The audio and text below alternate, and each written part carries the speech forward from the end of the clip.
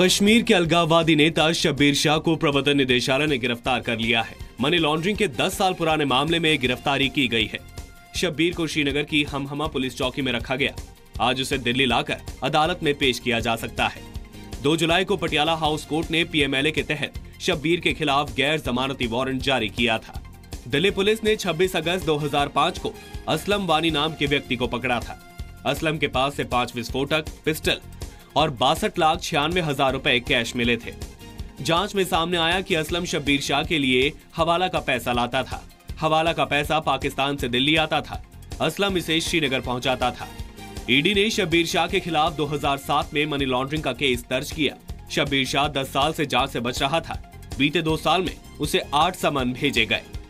Jammu and Kashmir democratic freedom party का मुखिया शब्बीर शाह अलगाववादी हुर्रियत कॉन्फ्रेंस का अहम हिस्सा है। ईडी के पास ये भी जानकारी है कि शब्बीर ने दिल्ली और आसपास काफी प्रॉपर्टी बना रखी है।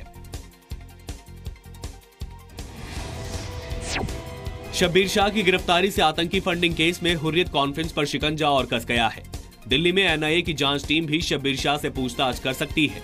एनआईए की जांच का फोकस ये जानने पर है कि पाकिस्तान से हवाला के जरिए आने वाला पैसा कब और किन किन आतंकी संगठनों तक पहुंचाया गया। आतंकी फंडिंग मामले में गिरफ्तार हुर्रियत कॉन्फ्रेंस के 7 नेताओं को दिल्ली की स्पेशल कोर्ट ने 10 दिन के लिए एनआईए की हिरासत में भेज दिया। एनआईए ने अलगाववादी नेता सैयद अली शाह गिलानी के दामाद अल्ताफ फंटुश समेत सभी आरोपियों की 18 दिन की हिरासत मांगी थी। एनआईए की दलील थी कि उसे सारे आरोपियों को आमने सामने बिठाकर पूछताछ करनी है। जांच के सिलसिले में सबको अलग अलग जगह भी ले जाना है। कश्मीर घाटी में हवाला फंडिंग से आतंक फैलाने वालों पर कार्रवाई के बाद एनआईए ने अब पत्थरबाजों पर बड़ी कार्रवाई का एक्शन प्लान तैयार कर लिया है। एनआईए ने अपनी जांच में कश्मीर में पत्थरबाजों के 48 गैंग लीडर की पहचान की है। एनआईए ने पत्थरबाजों के इन 48 गैंग लीडर पर 110 पन्नों का डॉसियर तैयार किया है। ये गैंग लीडर ही आतंकी ऑपरेशन के दौरान भीड़ को सेना पर पत्थरबाजी के लिए उकसाते हैं। ये गैंग लीडर जवानों पर पत्थरबाजी के जरिए आतंकियों को बचकर भागने का मौका देते हैं। इन गैंग लीडर्स की पहचान फेसबुक, व्हाट्सएप और मोबाइल नंबर के जरिए की गई है। एनआईए की जांच में पत्थरबाजों के इन गैंग लीडर्स का अलगाववादी हुर्रियत कॉन्फ्रेंस से सीधा कनेक्शन मिला है। अलगाववादियों से पैसे लेकर ये पत्थरबाजी कराते हैं। सोशल मीडिया के जरिए कम से कम वक्त में ऑपरेशन वाली जगहों पर भीड़ जुटाते हैं। माछिल एनकाउंटर केस में उम्र कैद की सजा काट रहे सेना के अफसरों और जवानों को आर्म्ड फोर्स ट्रिब्यूनल ने बड़ी राहत दी है। ट्रिब्यूनल ने उम्र कैद की सजा पर रोक लगा दी है। सभी आरोपियों को जमानत मिलेगी। इस केस में कर्नल दिनेश पठानिया, कैप्टन उपेंद्र, हवलदार देवेंद्र कुमार, लांस नायक लक्ष्मी, लांस नायक अरुण कुमार और राइफलमैन अब्बास हुसैन को उम्र कैद की सजा सुनाई गई थी। हालांकि केस की सुनवाई जारी रहेगी। आरोप है कि 2012 में एक कर्नल समेत सेना के 6 जवानों ने कुपवाड़ा के माछिल सेक्टर में 3 बेकसूर कश्मीरियों को पाकिस्तानी आतंकी बताकर उनका फर्जी एनकाउंटर कर दिया था। विवाद होने के बाद सेना ने जनरल कोर्ट मार्शल का आदेश दिया था। जांच में कर्नल समेत सभी 6 आरोपी दोषी पाए गए। इसके बाद इन्हें उम्र कैद की सजा सुनाई गई थी। डोकलाम विवाद को लेकर युद्ध की धमकी दे रहे चीन को भारत ने करारा जवाब दिया है। चीन के सरकारी अखबार ग्लोबल टाइम्स ने कल लिखा था कि डोकलाम में भारत जिद पर अड़ा रहा तो इस समय उसे दूसरा सबक सिखाने का है।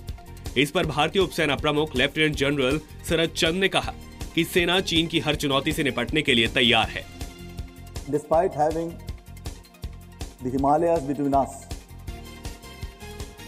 it's bound to be a threat for us in the years ahead. कल ही चीन के विदेश मंत्री वांग यी ने भी दोहराया कि सीमा पर शांति के लिए भारत को पहले अपनी सेना हटानी होगी। धमकियों के बीच नजरें 27 जुलाई से बीजिंग में ब्रिक्स देशों के एनएसए की बैठक पर टिकी है, जिसमें एनएसए अजीत डोवल भी जा रहे हैं। हालांकि ग्लोबल टाइम्स ने लिखा है कि डोकलाम पर चर्चा इस एनएसए बैठक का हिस्सा नहीं हो सकती। गुजरात, राजस्थान और महाराष्ट्र में बाढ़ के हालात बिगड़ते जा रहे हैं। गुजरात में बारिश और बाढ़ से मरने वालों की तादाद 83 तक पहुंच गई है। सबसे बुरा हाल उत्तरी गुजरात का है। बनासकांठा, साबरकांठा और पाटन में एयरफोर्स के हेलीकॉप्टर्स ने कई लोगों को बाढ़ के बीच से रेस्क्यू किया। बीते 24 घंटे में 850 लोगों को रेस्क्यू किया गया। करीब 55,000 लोग राहत कैंपों में शिफ्ट किए जा चुके हैं। आर्मी और एयरफोर्स को रेस्क्यू ऑपरेशन के लिए 20 और एयरक्राफ्ट तैयार रखने को कहा गया है। प्रधानमंत्री मोदी ने कल हवाई जहाज से गुजरात में बाढ़ का जायजा लिया। पीएम ने प्रभावित जिलों के लिए 500 करोड़ रुपए के तत्काल राहत पैकेज का भी ऐलान किया। स्टेट डिजास्टर रिलीफ फंड के लिए 500 करोड़ रुपए से भी ज्यादा तत्काल मुहैया करा दिया जाएगा और सर्वे करने के बाद जो भी आवश्यकता होगी उस आवश्यकताओं को भारत सरकार तत्काल परिपूर्ण करेगी। पीएम मोदी ने बाढ़ के हालात को लेकर आज गुजरात के सांसदों की एक बैठक भी बुलाई है। एक देश एक टैक्स के फैसले के बाद आज सरकार एक देश एक समान वेतन की दिशा में बड़ा कदम उठा सकती है। मोदी कैबिनेट आज यूनिवर्सल मिनिमम वेजेस बिल को मंजूरी दे सकती है। सरकार की तैयारी बिल को संसद के मॉनसून सत्र में ही पेश करने की है। ये बिल संसद से पास होकर कानून में तब्दील होता है तो देश के कारखानों में काम करने वाले करोड़ों कामगारों के लिए बड़ा तोहफा होगा। बिल पास होने से देश में सभी कर्मचारियों के लिए न्यूनतम वेतन सुनिश्चित हो जाएगा। वित्त मंत्री अरुण जेटली ने अपने बजट भाषण में इसका जिक्र भी किया था।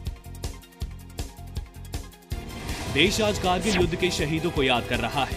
आज 18वां कारगिल दिवस है। Army chief general Bipin Rawat India Gate पर शहीदों को श्रद्धांजलि देंगे। मुख्य कार्यक्रम द्रास में है। कारगिल दिवस की पूर्व संध्या पर द्रास में आर्मी बैंड ने शहीदी धुन बजाई। दिल्ली में बीजेपी अध्यक्ष अमित शाह ने भी पार्टी दफ्तर में कारगिल के शहीदों को श्रद्धांजलि दी। देश के कई शहरों में भी कार्यक्रमों के जरिए कारगिल के शहीदों को याद किया जा रहा है। 1999 में पाकिस्तानी सेना ने कश्मीरी आतंकियों के साथ मिलकर भारतीय जमीन पर कब्जे की कोशिश की थी। भारत और पाकिस्तान के बीच 3 महीने तक जंग चली थी। 26 जुलाई के दिन भारत ने जीत हासिल की थी। इस युद्ध में 530 भारतीय सैनिकों ने शहादत दी थी।